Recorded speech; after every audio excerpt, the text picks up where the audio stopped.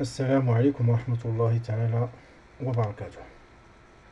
On va continuer notre programme avec deux nouveaux éléments de boîte à outils. Et pour cela, on va ajouter, comme d'habitude, une nouvelle ou un nouveau formulaire. Donc le premier élément qu'on va étudier, c'est sous le nom Progress Bar. Donc son nom l'indique. Progress Bar, c'est un élément qui nous permet d'afficher l'état d'un téléchargement. Donc, ajouter. Et on va aller vers le menu principal, vers liste. Voilà, Progress Bar.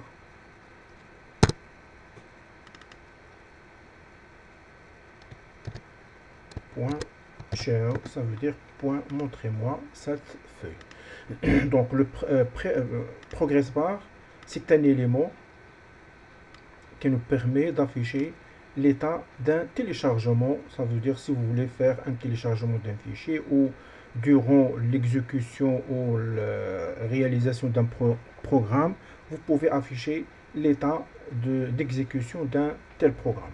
Donc on va chercher notre objet qui s'appelle Progress Bar. Voilà. Cet élément composé par un ensemble de propriétés. Donc parmi les propriétés essentielles, donc la première propriété c'est value. Value, ça veut dire quelle est la valeur de téléchargement. Et par défaut, nous avons ici, il y a value, les éléments essentiels, plus minimum c'est 0 et maximum 100. Ça veut dire l'état de téléchargement dès le début jusqu'à la fin composé par 100 unités. Vous pouvez diminuer ou augmenter sa taille. Donc pour la value, donc on va commencer par value. Si je tape, donc puisque nous avons 100, si je tape 20, ça veut dire on est arrivé à l'état de 20 de téléchargement. Donc vous voyez ici, téléchargement, ça veut dire 20. Et si vous tapez par exemple 50, ça veut dire la moitié de téléchargement. Donc on va laisser 0. Et de même, donc je laisse ici 100 ou 10. Donc c'est 10%. Et si on tape ici pour le maximum 100, donc on tape au lieu de 100, 20, alors ça veut dire que la moitié entre 10 et 20, c'est bien sûr c'est la moitié. Donc voilà, la moitié de téléchargement parce qu'on a partagé ça en 20 unités et la valeur, ça veut dire value, c'est 10. Peut-être c'est bien compris. Donc on va laisser les éléments par défaut. Donc maximum 100 et minimum 0 et value est égal à 0. Donc on va réaliser un petit programme, comme on a dit, de téléchargement. Pour cela, on va ajouter un bouton de commande qui indique l'état d'un tel téléchargement. Donc sous le nom télécharger.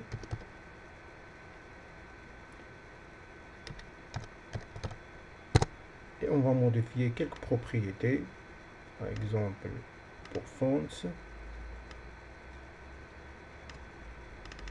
Donc la taille 14 et bold. Et on peut même modifier par exemple la couleur de texte. Voilà. Donc pour réaliser ça, donc on va ajouter un autre élément timer qu'on a étudié la séance dernière. Ce timer nous permet de donner le temps de téléchargement. Donc timer, voilà.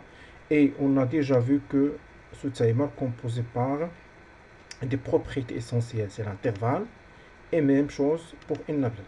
Donc pour enabled, on va laisser maintenant au lieu de true, parce que lorsque je clique sur télécharger, alors le timer sera true. Mais si je clique pas sur téléchargement, donc l'état de téléchargement ne commence pas. Parce que si je remplace false par true pour enabled. Donc, quand je lance l'exécution, donc automatiquement, il va nous lancer le téléchargement. Donc, pour cela, on va laisser false. Et ici, sur le bouton de commande de téléchargement, on va appeler à timer sur le nom timer 1 point enabled est égal à true.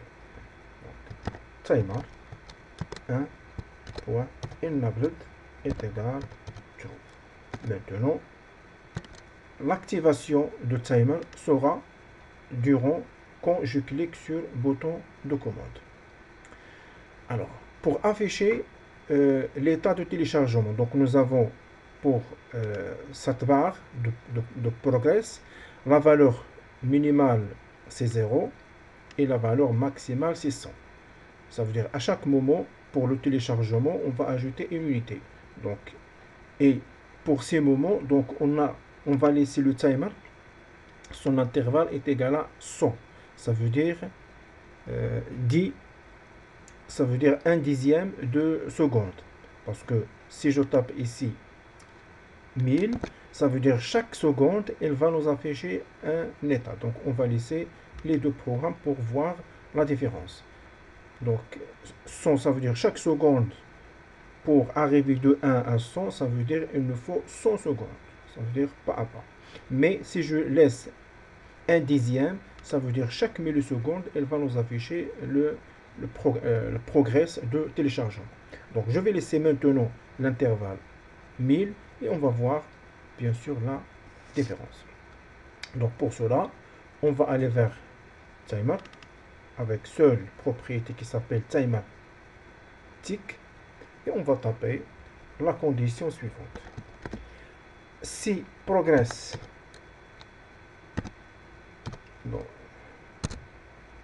si progress bar point sa valeur, ça veut dire point sa valeur, elle est inférieure à la valeur de progress bar, toujours c'est même objet, mais donc ici vous avez si progress bar point sa valeur, ça veut dire la valeur indiquée elle est inférieure à maximum.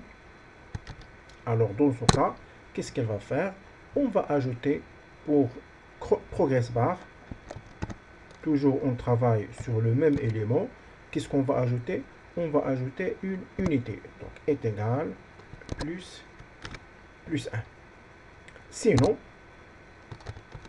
ça veut dire si on arrive à la fin est égal à plus 1. Donc ici est égal, c'est pas plus 1, mais est égal, le plus c'est ici pour ajouter. Donc c'est progress bar, point value, voilà, point value et plus. Voilà. Sinon, afficher un message, comme d'habitude, entre parenthèses, donc le premier élément, le contenu de message. Par exemple, si on arrive à la fin, donc téléchargement terminé.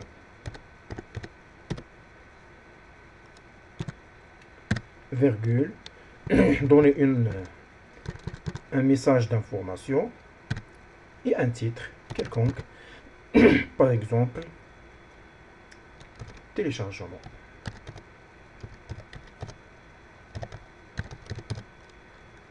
Voilà notre programme qui nous permet de faire le progrès de téléchargement. Donc, je lance l'exécution et on va aller vers liste progress bar. Je clique sur télécharger. Vous voyez ici, à chaque seconde, il va nous afficher le progrès de téléchargement. Donc pour arriver ici jusqu'à 100, il nous faut 100 secondes.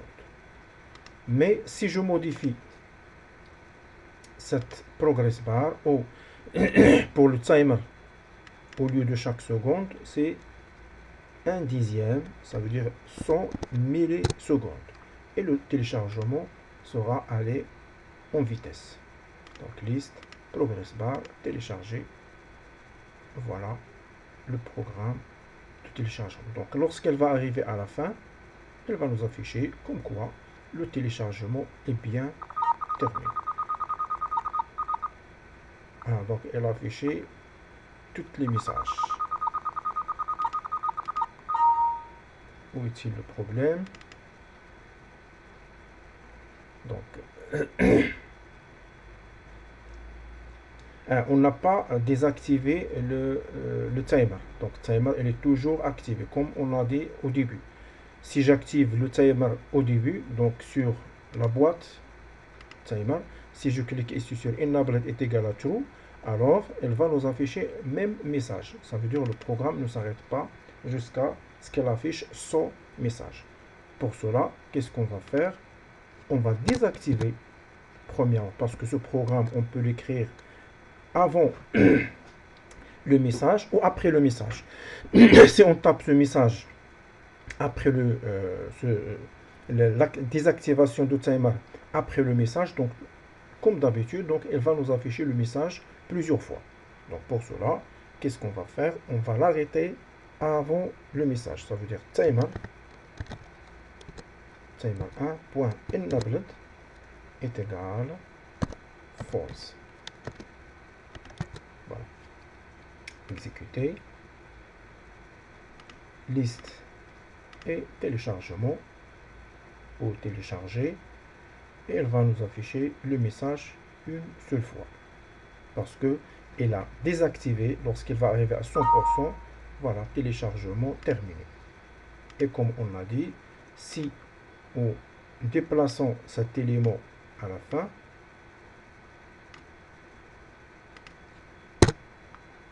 donc elle va nous afficher même erreur.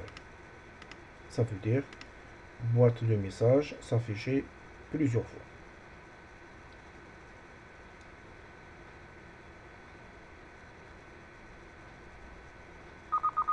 Voilà.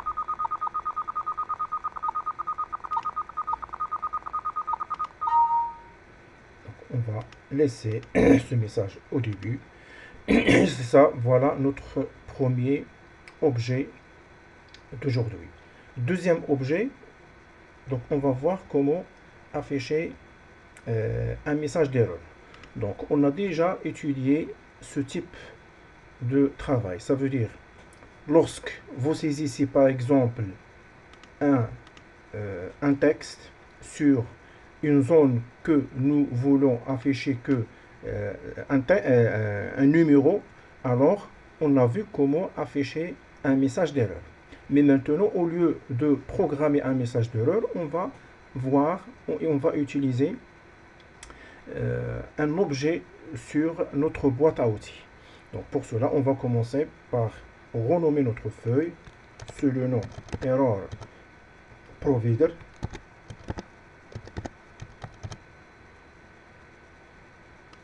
Je vais la copier et enregistrer.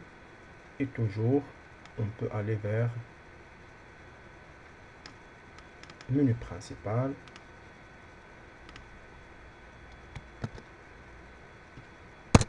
Error Provider.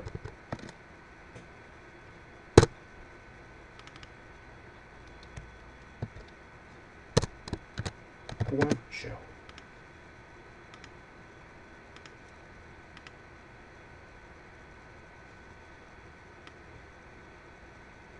Alors pour Error Provider, on va chercher l'objet qui s'appelle Error.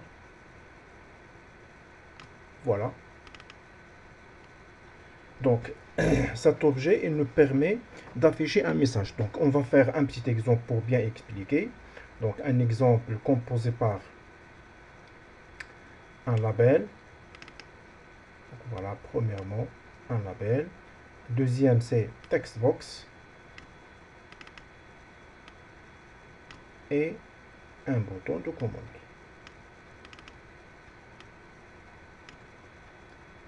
On va modifier leur taille. Donc font avec la taille 13.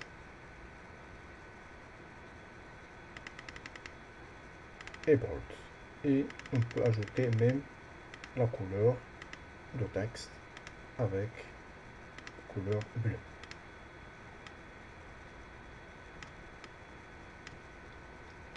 Alors pour label 1,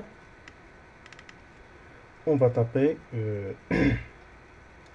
par exemple saisir un entier.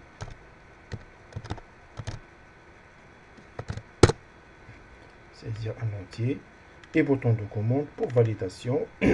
Par exemple vérifier ou tout simplement OK. Vous pouvez taper l'essentiel, c'est comment afficher un message critique. Donc avant, donc on peut aller vers bouton de commande, on peut ajouter tout simplement un message if not is numérique, entre parenthèses textbox, ça veut dire les mots saisis sur textbox 1.text. Alors qu'est-ce qu'elle va nous faire? Affichez-moi un message d'erreur, ça veut dire msg box, entre parenthèses, un titre, donc svp, par exemple, saisir un entier. Et l'icône critique, virgule, un message, par exemple, entier. Donc voilà les messages qu'on a étudiés préalablement. Donc maintenant, on n'a pas encore utilisé l'objet qui s'appelle error provider. Donc si je lance l'exécution, et avant de lancer l'exécution, donc on peut retourner pour saisir une autre fois. Donc par exemple, texte box 1.focus, c'est-à-dire retourner vers le focus, même si nous avons un seul objet. Mais si vous avez plusieurs zones de texte et vous avez quitté, donc dans ce cas, il va retourner vers le focus. Donc on va faire comme exemple, puisqu'on a utilisé focus, je peux ajouter une zone de texte pour se déplacer ici. Et en même temps, vous pouvez même effacer le contenu de textbox en ajoutant après focus ou avant focus texte.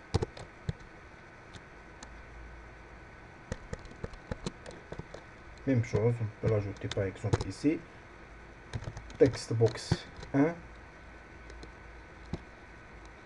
point texte est égal espace. Ça veut dire effacer le contenu. Ça c'est facultatif, vous pouvez effacer ou vous pouvez laisser pour l'effacer manuellement. Donc c'est liste error provider. Donc je tape un texte, OK, voilà, SVP saisit un entier.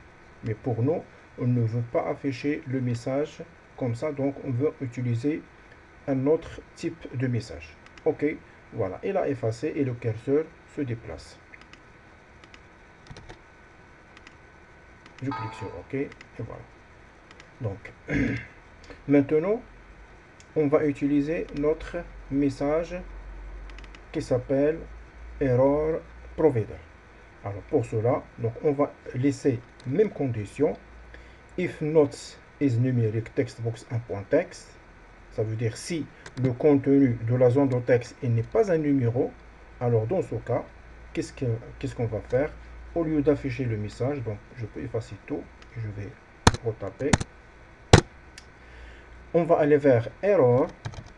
On a déjà déplacé un objet qui s'appelle error provider et par défaut son nom error provider 1. Point cette erreur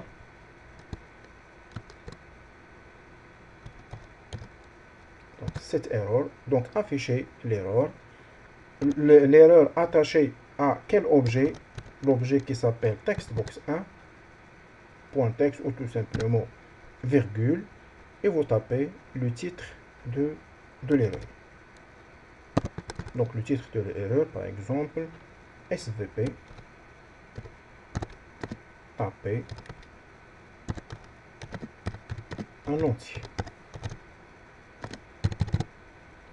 Donc voilà notre message. Donc on peut le développer, exécuter, liste, error provider. Donc je saisis un texte, OK. voilà le message qui s'affiche ici. Si vous placez ou déplacez le pointeur de la souris, vous trouvez le message qu'on a édité. Voilà, c'est SVP tapé en entier. Et cette icône, on peut la laisser à droite et on peut la déplacer à n'importe quelle position au niveau de cette zone de texte. Soit on va la laisser ici, soit on peut la déplacer même au début. C'est pour cela, si on veut la déplacer au début, donc on peut ajouter, par exemple, avant d'afficher le message, on peut aller taper erreur provider 1 point set icône alignement, ça veut dire cette icône essaye de la déplacer ou à côté de textbox 1 et après euh, on va donner l'emplacement. Donc textbox 1, virgule, à ne pas oublier. Donc l'emplacement, voilà, error icône alignement, soit bottom, soit right, soit left, soit plusieurs positions. Donc on va choisir par exemple top left ou middle left. Et vous pouvez utiliser tous ces éléments pour voir la différence. J'exécute. Provider. Donc je tape un texte et voilà, l'icône se déplace sous le message SVP tapé en entier et se déplace à gauche. Vous tapez un entier quelconque, OK, mais l'icône ne se désactive pas. Donc parce que même si j'ai tapé un entier, dans ce cas, on peut ajouter le cas contraire. Ça veut dire, sinon, qu'est-ce qu'on va faire? Tout simplement effacer cette icône. C'est error provider 1 point clear. Error provider point clear. Voilà. Exécuter une autre fois. Donc liste error provider. Voilà le texte. Il y a un message d'erreur. Je tape un entier. OK. Donc l'icône. Donc il n'y a pas de message d'erreur. De même, on peut exploiter cette deuxième zone de texte pour, par exemple, éditer une date. Donc toujours, je peux sélectionner les deux, CTRL V, pour garder même forme et même format. Et je vais modifier tout simplement le contenu. Donc, saisir une date.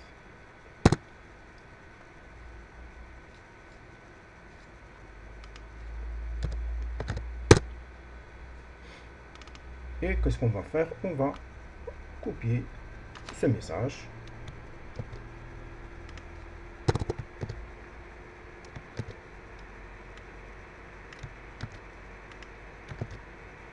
Et tout simplement, on va remplacer is date par is numérique par is date. Mais nous testons sur la zone de texte numéro 2. Et pour error provider, c'est même objet. Et tout simplement, on va remplacer ici textbox 1 par textbox 2. Et erreur, pour l'alignement, on peut ajouter un autre alignement. Donc par exemple, middle, donc top, on va toujours laisser, puisque c'est la même taille, donc on va pas voir une très grande différence. Top left et SVP taper une date.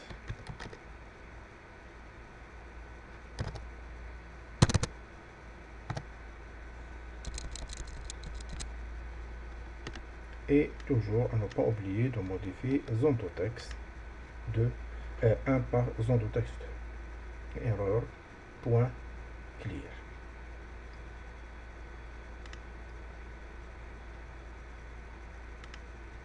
Exécuter. Voilà, ici il y a même parce que j'ai validé normalement. Si je ne veux pas afficher ici le message, donc je dois le taper sur un autre bouton de commande. Mais c'est pas grave. Et voilà. Si je clique sur OK, donc elle va nous afficher toujours ici le message. Ça marche, mais ici, il y a une erreur. SVP, taper une date. Je vais taper une date, par exemple 33, slash, une autre fois 44, et 2020 sans slash. Toujours, c'est pas une date, parce qu'il n'y a pas un jour qui s'appelle 33. Donc je tape le 12, et même chose, 44, il n'y a pas un jour qui s'appelle 44, donc c'est 06. Et de même, à ne pas oublier le slash. Maintenant, pas de message d'erreur. Et vous voyez ici, si je tape par exemple le mois 3, et je tape 31. Donc ça, c'est une date qui est juste. Mais si je tape le mois 2, donc c'est pas une date juste parce que le mois 2, il n'y a pas un jour qui s'appelle 31.